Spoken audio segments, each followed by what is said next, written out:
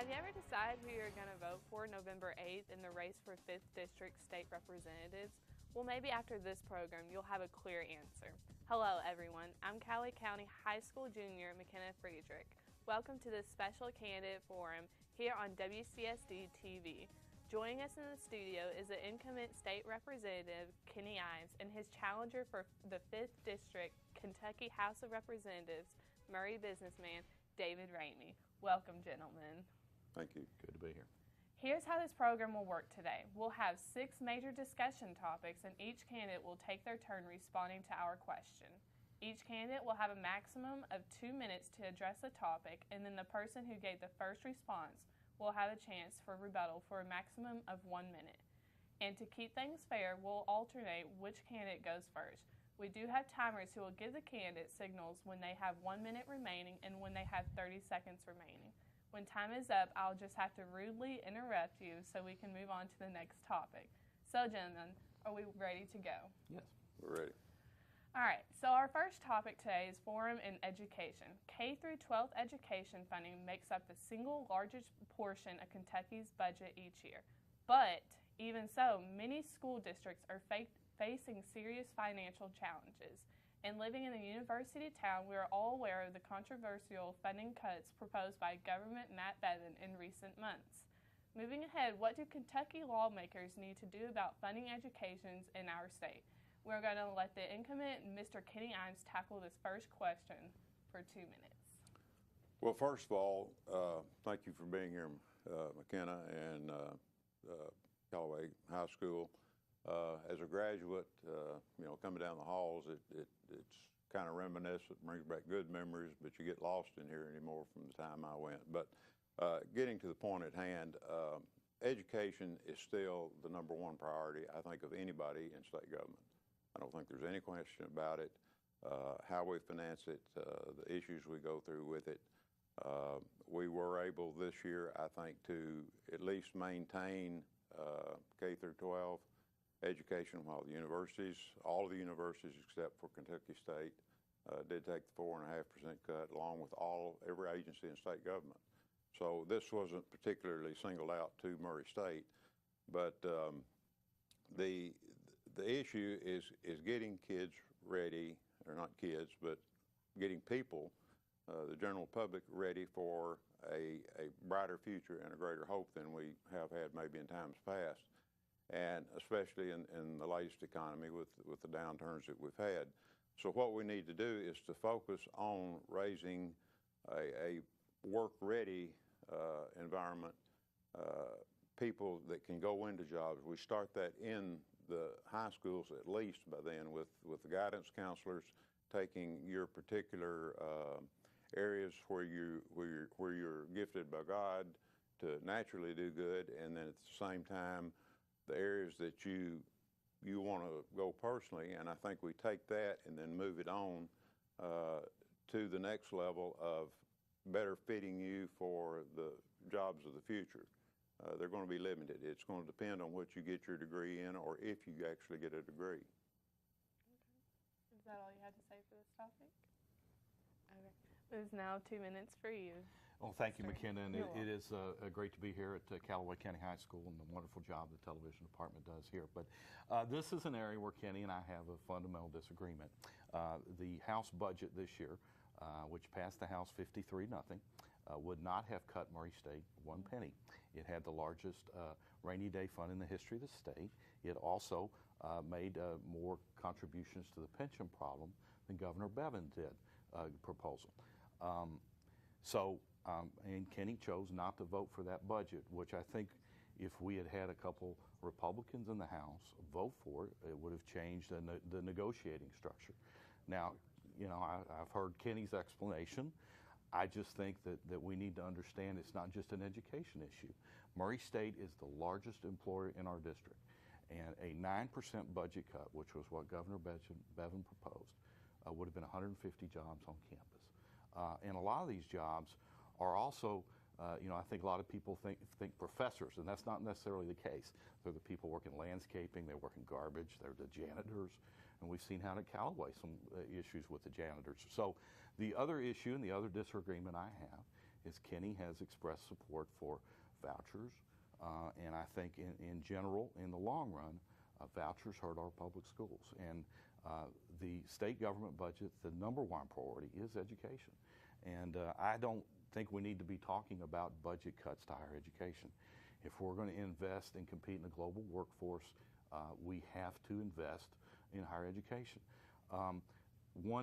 Another issue that came up in the General Assembly that now the governor has a different approach, but the House leadership proposed a 2-year program that would have paid for technical college and community college for every Kentucky graduate. And like I said, those are significant disagreements we have. All right, well, thank you. Now, Mr. Imes, you have 1 minute for a rebuttal. Okay, thank you. Let me just say that you've got to look at this more in a holistic manner of where we're trying to go and what people need to be focusing on in the future. Yes, we had the Republican House proposal and we had the Democrat House proposal. The Democrats currently control the Kentucky House, so their proposal got voted on. The Republican proposal did not. The Republican proposal was even, quite frankly, better than the Democrat proposal, but we weren't allowed to vote on it. So you had to take what you get.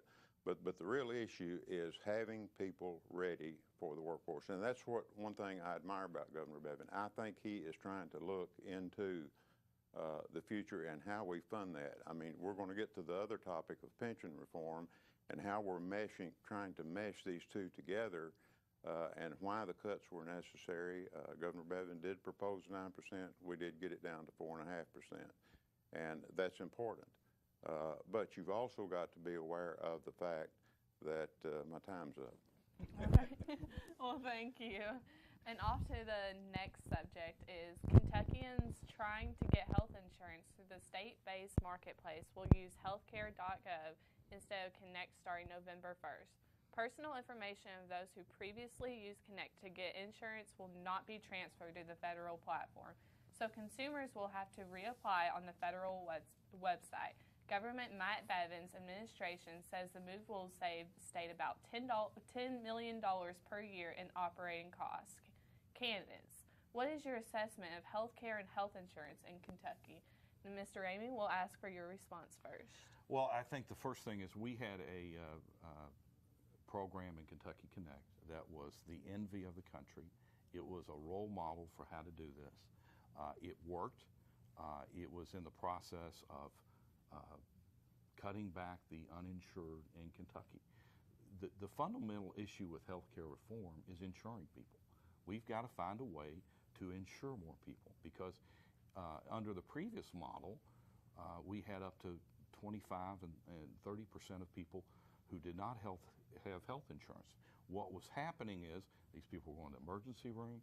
That cost was being passed on to folks like Kenny and I who did carry health insurance. So we had the affordable, the Kentucky Connect program. It worked. It was a model, and for some reason we decided to end it. Now I heard Governor Beshear many times say, "Let's forget about the politics of this. This is good for the people of Kentucky." Now Governor Bevin has chosen to go down a different road, and if you go down the road he's going to go down, it is going to be very hard for working men and women to have health insurance, and we're going to be back in the same problem that we've had with uninsured cost. I noticed today in the Maury Ledger and Times, the hospital here locally has had some of the best years it's had in recent memory. So we need to have a plan, and the best plan that works so far is Kentucky Connect for insuring Kentuckians in health insurance. All right, well, thank you for your response. Mr. Imes, it's your turn. Well, I agree that everybody should be insured. You're an insurance salesman, and I respect that. I mean, we carry insurance on everything else. The issue really is who's paying for it. And with Governor Beshear's expansion of Medicaid without legislative approval, I mean, it's just arbitrary executive order, and then Governor Bevin is essentially reversing some of that. You've got to understand that the people, insurance in and of itself is not a government responsibility. We have taken that on as a role through the years, through the federal legislation, through the federal government, and our desire as a Christian people to be helpful. But that is not a responsibility, according to the Constitution, of government, as I see it. The governor, I think, in disconnecting KeyNet, is these costs are going to be passed on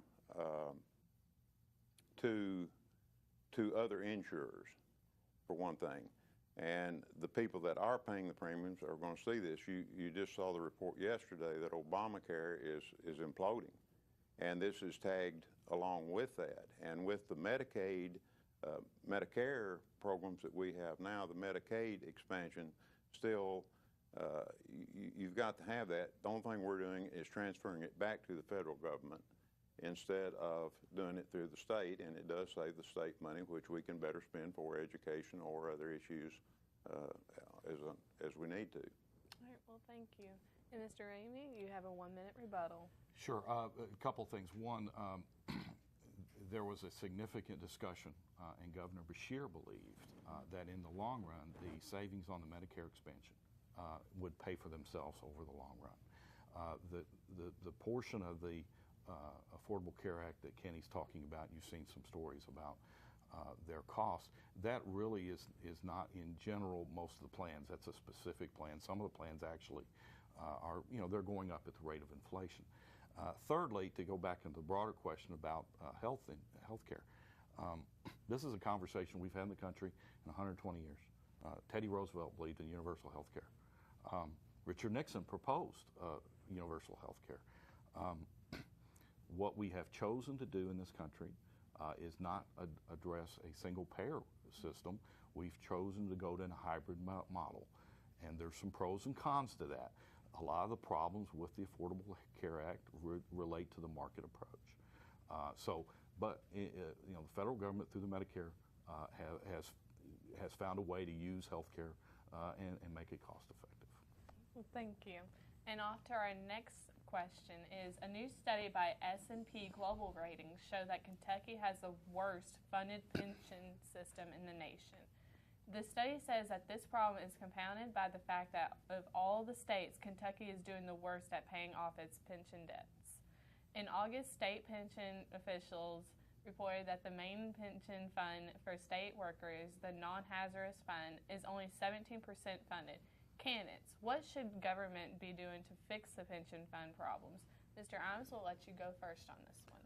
Well, first of all, I think the General Assembly acted responsibly for the first time in 10 years this last session, or maybe 12 years. In 2002, both our KTRS, the Teachers Retirement System, and the KRS, which is the regular normal employee systems for non-certified teachers, was at or about 100% fully funded. Now, we went through the stock market thing in 02 and 04, but beginning back with the Fletcher administration and through the Beshear administration and so forth, we have not met the ARC, the actuarially required contribution. That's hard words to get out too, Mackenzie, so don't think anything about it, McKenna. But that's part of the issue. But this year, we actually met the ARC, the required contribution, and overfunded it even to an extent. Now, the market we have not yet seen the full benefits of it. The market is still very iffy, I would say. So, it's going to take time to heal this. And this isn't something that the next General Assembly or the next 10 General Assemblies, I think they will agree, is going to solve. The other alternative to that is borrowing more money to shore up these funds, which further increases your grandchildren, McKenna, will be paying for the debts that we have incurred today. And that's my issue. We've got to address it as much as we can now. Like you said earlier in your opening statement, we are 10% of our budget today goes just to fund the pension systems. The total collections of the state, 10% of that money is going just to fund pensions to shore up what should have been better investments.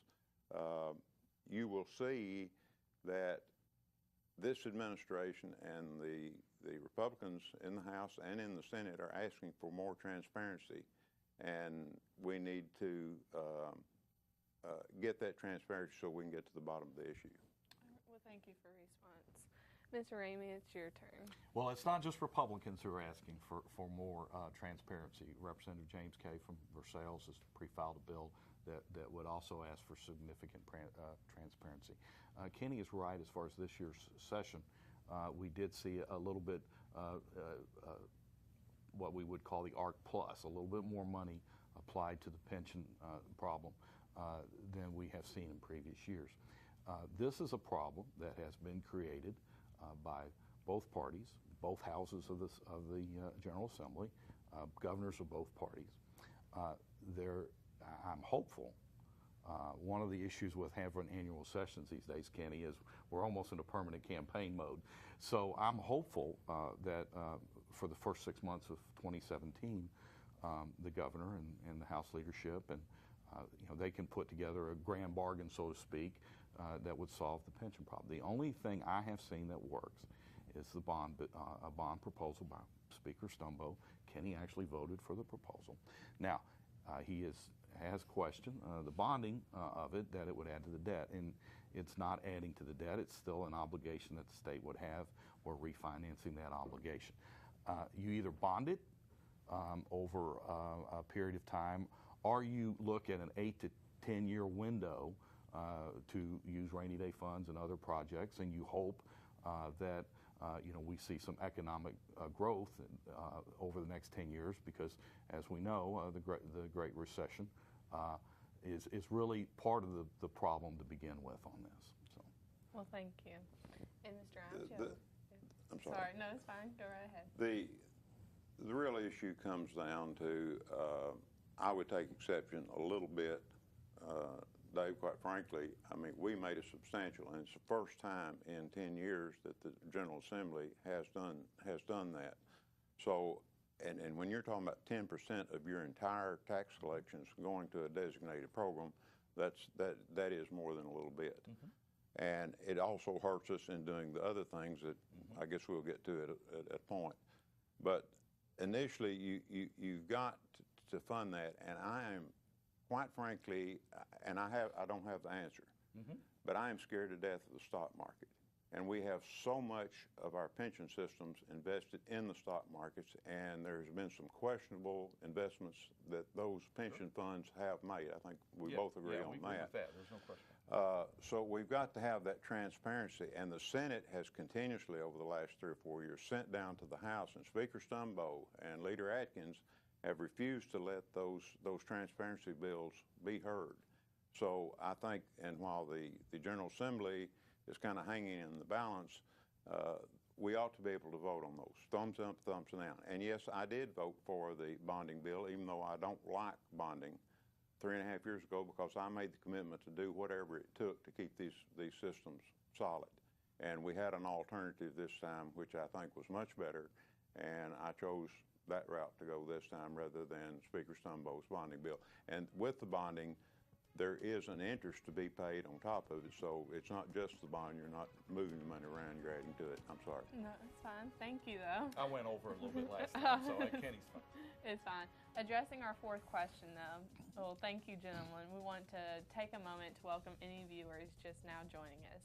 You're watching WCSD's Candidate Forum, featuring the candidates who are running for a seat in the Kentucky House of Representatives, representing District 5, which covers both Callaway and Trigg counties. Let's move on to our next discussion topic, which is roads and infrastructure. I'm sure every district has a road project they are lobbying for, but it takes a lot of money to build and maintain that state's highways. Mr. Ramey, what would you like to happen regarding roads in Western Kentucky? Well, the primary project in Western Kentucky, not just in this district, but throughout the purchase, has been identified as US 641 from Murray to Paris with a 4-lane project. Now, we have seen some movement. Kenny's going to talk a little bit about some funding for design on that project. However, we're pretty much the same point we were in that project 4 years ago. We have not seen any significant money appropriated for construction. We're going to have to continue to have that fight and argument up in Frankfort. Like I said, that they have continued to move the project because of, like I said, some design work. But we don't have the amount of construction money that it's going to take in the budget to complete it. And whoever wins that election, this election November, that's going to be one of our first priorities. I'm sure Kenny would agree. But as we go and look at state funding, of course, with the gas tax, there's some challenges there. But people in Frankfort need to be aware of how important this project is. I found it very funny. We were up for the Kentucky Chamber event that's in Frankfort every night, and Governor Bevin seemed to think that the road was in Graves County. So we've got to do a better job here locally of explaining to folks in Frankfort what that project is and how we can complete it. Well, thank you. Mr. Imes? Well, Dave, take exception. He may have misspoke. I was not there at Chamber Night, but he is very much aware of where 641 South goes from Murray to Kentucky State Line. And Judge Elkins and I have met with our counterparts in Tennessee. The Kentucky Transportation Cabinet are meeting with the Tennessee Transportation Cabinets to see exactly where we're going to meet. The appropriation is there, first and foremost, and it's SPP funds, which means it's good money. It's money that will be spent. So that project is going onward. And I think, in giving due credit to Governor Beshear and Governor Bevin, we're going to be fully covered north and south and east and west, which I think is important to our community as our growth, our tourism, and so forth go on. All right. Well, thank you. And your rebuttal? Well, like I said, I still think there's some concerns whether the road, the construction money for the road. This is one of these projects, and we saw, and Kenny's been around longer than I have. I heard generations of governors or people running for governor coming to our community and promising the Benton to Bowling Green Road, and it finally happened. I certainly hope that Governor Bevin, who was here and is aware of the project, fulfills that promise. I have serious reservations whether he will. Well, thank you. Mackenzie, if I may, and I know we're out of protocol here, but I'll donate a minute later on. I want to make perfectly clear, this project is funded and is in design, and it's been on the 6-year road plan forever. It is #1 priority for our PAD district and so forth. But we are building the road. The design work will be the first phase, 2 years. The utility construction and right-of-way acquisition will take place in the second 2 years. But the big point I want to make is the governor's budget, Dave, provided all of that in that 6-year program. And the House Democratic leadership and the final conference committee is the one that transferred our money up to East Kentucky to finish out the Mountain Parkway. Well, and if I can, if appropriate, let me kind of respond to a little bit of that. I heard the governor come over to Trigg County last month and say all the money goes to Eastern Kentucky. Well, I think that may come back to the leadership we have in Frankfort from Western Kentucky. Okay. Well, for our next topic, a lot of politicians like to talk about how they've created jobs for their region or how they're getting to bring jobs if they are elected. My question is, what influence do lawmakers really have when it comes to bringing in companies and creating jobs? Mr. Imes, it's your turn to address the topic. Well, here's where I'll give my minute back. I am on the EDC board here, a very active member, and we have issues. We're currently building a brand new spec building out there. We think we possibly already have the tenant coming in there with Imes, and people don't realize how big a market Kentucky, or how much manufacturing in Kentucky is already going on in the aerospace industry, in the car industry, and all that. And so what we are trying to do is feed off of that, and once we have some major tax reform and a couple of other issues resolved, I think we're going to have people flocking to Kentucky to do business here. So job creation is unlimited with the state and the resources. I mean, we've got plenty of water, we've got gas, we've got relatively low cost electricity. We've got everything a company could want to come to Kentucky. So I'll give you my other minute back. Oh, thank you. Well, I think Kenny and I kind of agree where we're at on here. First of all, we've got some great people here locally, and Kenny's on the EDC board. We've got some great people here that are doing some wonderful work, the spec building, and actually, without going into too much detail, because I'm a big believer that the people who do the work in front of the scenes get the credit for. But I actually had a little bit of a role in helping the spec building project getting off the ground. But like I said, I agree with Kenny as far as on our economic development. We have relatively low unemployment here. The only other thing I would say, to get back to issues related to the university and public education, that is still a huge component of economic development. And when we're cutting, that makes us not as attractive as to other states like South Carolina and Tennessee, for example, that are adding double digits to higher education. Well, what you've got to understand, though, too, along with the cuts, there's a $100 million pot sitting over here that if Murray State, and they're going to be competing with their other state universities, if they will work with getting the workforce development people ready for the manufacturing jobs that we hope to get, and listening to the employers of their needs. I mean, well, you can go to West Kentucky Tech and do welding or so many different things that any vocations you go into, and that's what young people need to understand. The degree is important, and it's admirable, and it works. Yeah. But if you don't get it in the right area, you're going to be like so many college grads now, not being able to do that, whereas we're trying to give the option to Murray State, and that's what this $100 million is that they can get all of what they lost or even more back to finish that out with the skills development. All right, well, thank you. And since the adoption of the Kentucky Constitution in 1891, Kentucky cities have not been allowed to levy a local option sales tax. Section 181 of the Kentucky Constitution does not allow the General Assembly to permit any unit of local government to levy an excise tax, which is a tax paid on the purchase of a specific good. 38 states currently allow one or more of their local governments to levy a local option sales tax. All Kentucky's neighboring states, except Indiana, allow at least one local government to do this. Local governments in the states where a local option sales tax is not allowed almost exclusively rely on property taxes for tax revenue.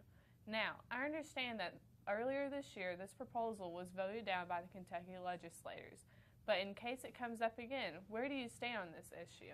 Mr. Ramey, you have served the Murray City Council in recent years.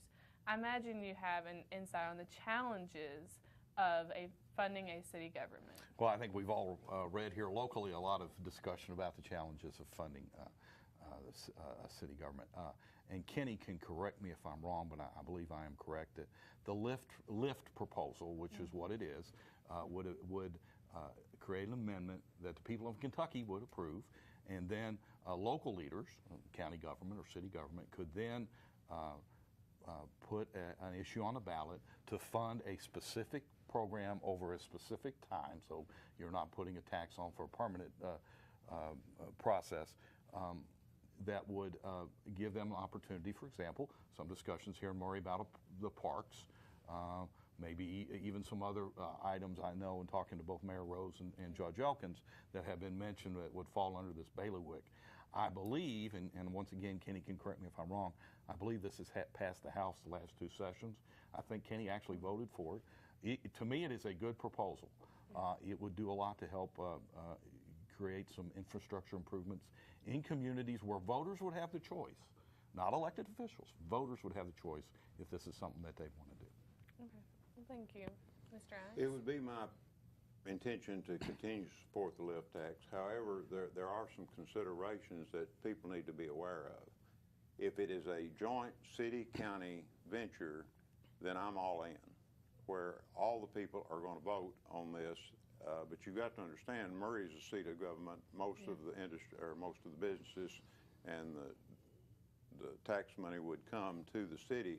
So What could happen, though, if this is not done and done properly, and I think Mayor Rose and Judge Elkins, could make this work out. But the serious thing you've got to, the real thing you've got to consider seriously, is that you could have a project that is passed by the city that would only benefit city people, while the people from in the county are coming in, eating at the restaurants, or are doing the things within the city, and they're actually helping pay the bill and not getting the benefit from it. So as long as it's a joint project that both the fiscal court and the city council can agree on, I can agree on it. But I do think that is consideration that hasn't been brought or discussed too much. But it is something, if you've got a metro government like Louisville and Fayette County, or Louisville, Jefferson, Fayette, and Lexington have, everything works hunky-dory. But when you've got a county government and a city government, then you have to be considerate of how all these pieces are going to fit together. So I want people to be aware that they need to understand what we're doing when we do that. Thank you. And for your rebuttal? Yeah, sure, and Kenny makes a couple of very valid points. I think it also goes into part of the conversation about this office. And I know 4 years ago it was one of the things Kenny mentioned, and I agree with him on this. I strongly believe that the person who holds this office, one of his responsibilities, he or she's responsibilities is to get city and county government working together, is to get Murray State and some of our chamber folks all on the same page. And I think Kenny would agree that's part of our problem in Frankfort. We are not all singing from the same hymnal. And sometimes that creates problems. I know for Kenny, and it has for other state representatives in Frankfort from this area. So I would hope that the LIFT program would be an example that city and county government could work together and move our community forward. And as Kenny knows, win or lose, I look forward to working with anybody, and I know Kenny feels the same way about moving our community forward. Well, thank you. In the last few minutes of our forum today is going to allow each candidate to voice a few summary comments and give one last pitch for your vote. Gentlemen, what do you think are the most important issues the voters should consider, and why should they vote for you? Mr. Imes, you get to go first, and you have 2 minutes. Okay. Thank you again, McKenna, for allowing us to be here and present this. I think the public, we need to have more of these. Dave and I have talked about that too, and it's just good for open discussion where we may differ on certain issues or even on general policy. People need to see the distinct difference. The issues that I think are important in my priority list is the completion of 641 South, and we're making great progress between here and Katie's. Another issue that I think we've made substantial progress on is it's not necessarily an issue anymore, is getting the speed limits raised here. Yeah. I mean, that's not just for our convenience. That also has great benefit to our economic and industrial and development manufacturing, because people don't, you still have stores like your Walmarts and all that have all the stuff hanging around, but most businesses are industry, heavy industry. You've got to have the stuff there on time. It's ready to go to the assembly line just as soon as it comes off the truck. People don't store inventory like we do. And again, I think probably another major issue is going to be a major tax reform. We've studied it, we've studied it, we've studied it, we've studied it. There's been countless dollars, I'm not going to say wasted, because I think we've all learned something, but we need some actionable stuff put on the table. We need a simplified tax base in Kentucky that is dependable, reliable, and that the general public understand. Well, thank you. And Mr. Ramey? Well, I appreciate the opportunity to be out here today. I appreciate Kenny. I think we've had some wonderful conversations over the last couple of weeks, and hopefully we'll have another opportunity to do another one. I want to compliment the journalist here. I actually was a student journalist back in the years, and it got into my career as a media person working at the Ledger and Times. 641 remains an important issue, but once again, the public education and supporting public education across the board. As once again, Murray State University, it's the largest employer in the district. So we need a strong leader in Frankfort. We need somebody who's going to be very, very active, very vocal, be a fighter for us in Frankfort. And that's why I'm running. I've been very blessed. We have 2 children at Murray State. My wife works out there. And This community has braced me since I was an 18-year-old, 119-pound, 6'2" kid, and I would love to have the opportunity to serve it. And I appreciate people like Kenny who have served it for years. And you know, we do have some challenges, and I believe with a lot of the relationships I have on both sides of the aisle, I can hit the ground running. I can be a strong, effective voice for the people of the 5th District. And we've talked a lot about Callaway issues today. Of course, as Kenny knows, the district also includes half of Trigg County. So, you know, we've been over there visiting with folks, and there's some different concerns over there. One issue that's popped up has been some concerns about some of the habitat at the lakes, and so we're going to be having some conversations with Fish and Wildlife on invasive species and things. But thank you for the opportunity to be here, Kenny. I appreciate you being here, and I think we agreed we're going to accept the results. We haven't called anybody nasty or mean, and I'm sure we'll visit after the election to both work for the betterment of our community. Well, thank y'all for both joining us today. And once again, thanks to Mr. Kenny Imes and Mr. David Ramey for appearing on our special candidate forum here on WCSD-TV. If you'd like to know more about these candidates, you can check out their websites. For Democrat candidate David Ramey, go online to rameyforkyhouse.com. And if you want to check out Republican Kenny Imes' website, go to imesforkentucky.com. In addition, both of these candidates have Facebook pages you can visit as well. That wraps up our broadcast. I'm McKenna Friedrich, and thank you for watching.